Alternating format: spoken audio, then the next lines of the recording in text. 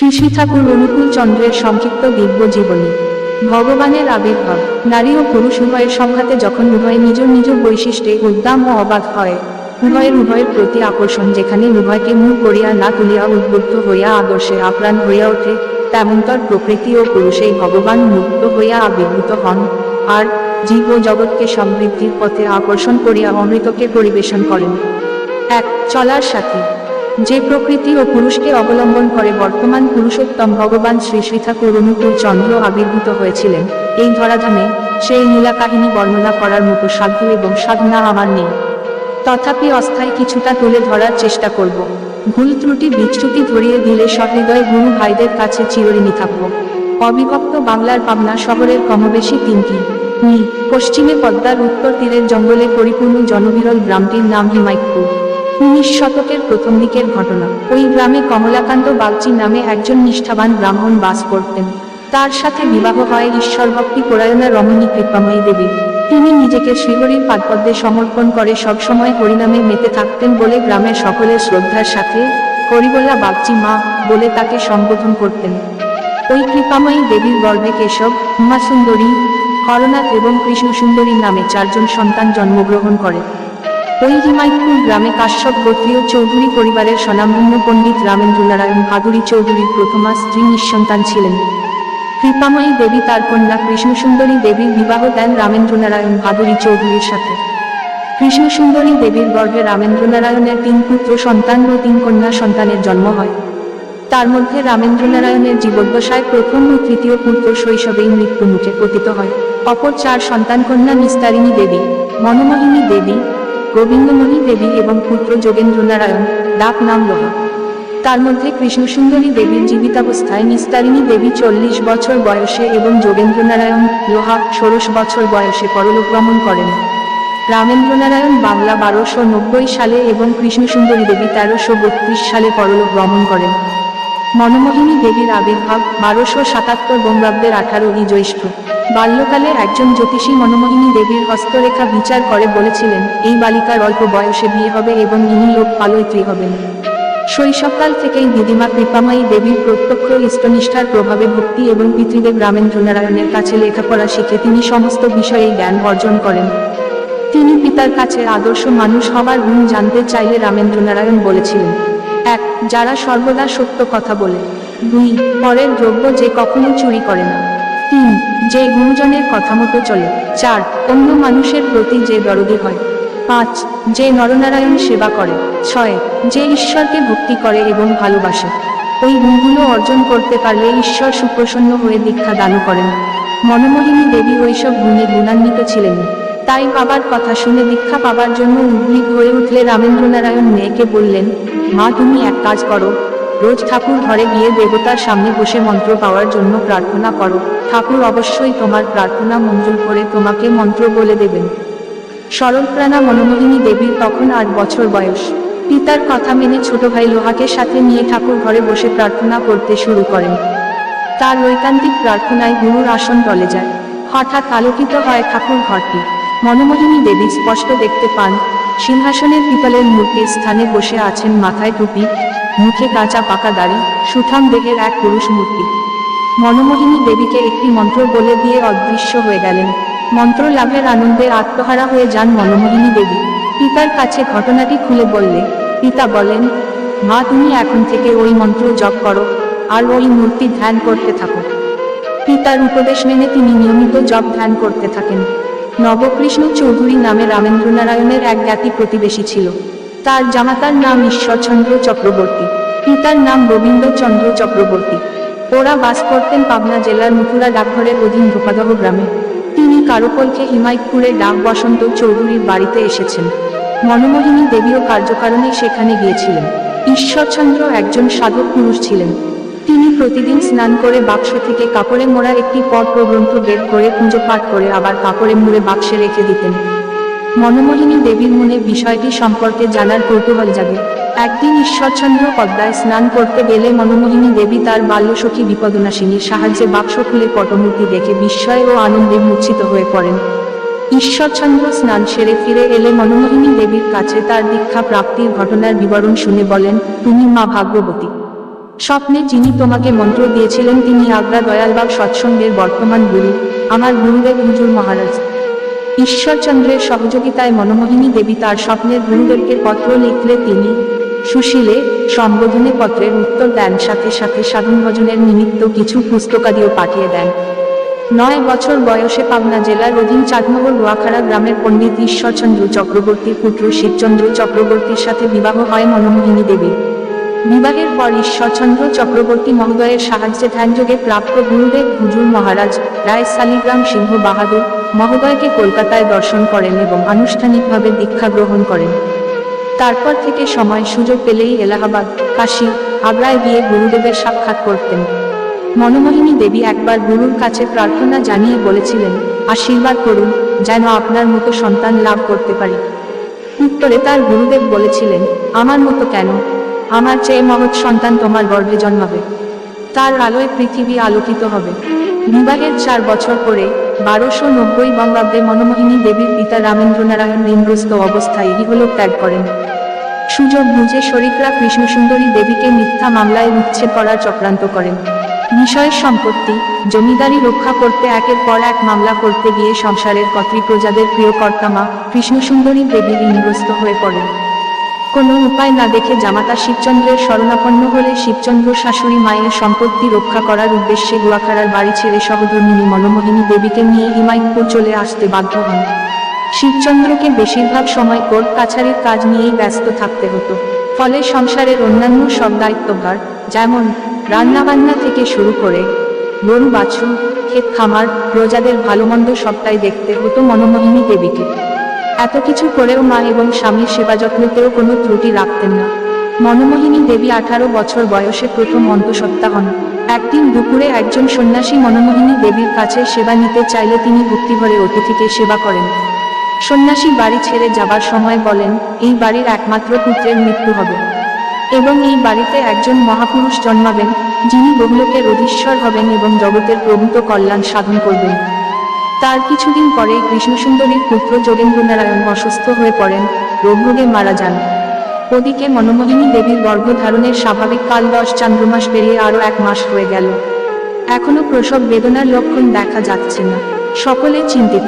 অবশেষে সব চিন্তার চিন্তামণি 11টি সৌরমাস গর্ভবাসের লীলা সেরে মাটির পৃথিবীতে ভূমিষ্ঠ হলেন, কাউকে কিছু বুঝতে না দিয়ে, সকলের অজান্তে।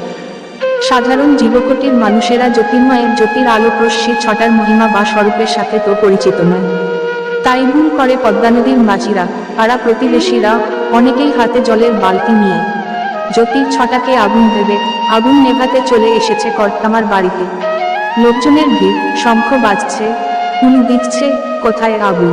কর্তামার মেয়ে মনো ছেলে হয়েছে, জন্মাবার সময় সেই ছেলের গা থেকেই নাকি আলো বেরোচ্ছিল। কি অলক্ষণে ব্যাপার বলো দেখিনি। জন্মের সাথে সাথে সব বাচ্চারা কাঁদে, এ ছেলে নাকি খিলখিল করে হাসছে, তার ওপর আবার মাথায় নেই চুল, মুন্ডিত মস্তক। হ্যাঁ, ঠিক তাই। শাস্ত্র নির্দিষ্ট সব লক্ষণ নিয়েই অসীম মানবদেহে সীমায়িত হয়ে জন্ম নিয়েছিলেন বারেন্দ্র শ্রেণীর ব্রাহ্মণ পিতা শিবচন্দ্র চক্রবর্তী এবং মাতা মনমোহিনীর সন্তানরূপে। অবিভক্ত বাংলার পাবনা জেলার হিমায়তপুর গ্রামে বাংলা 1295 সনের 30শে ভাদ্র সংক্রান্তির শুভ সকালে 4 দণ্ড 20 বলে পুরুষোত্তম লক্ষণ, আজানুলম্বিত বাহু, চোখে সরলরেখার নিচে কানের অবস্থান, দেহসৌষ্ঠবে হিরণ্যগর্ভ জ্যোতি, সমগ্র ঐশ্বর্য, বীর্য, যশ, সৌভাগ্য, জ্ঞান, বৈরাগ্য ইত্যাদি সরৈশ্বর্যের অধিকারী।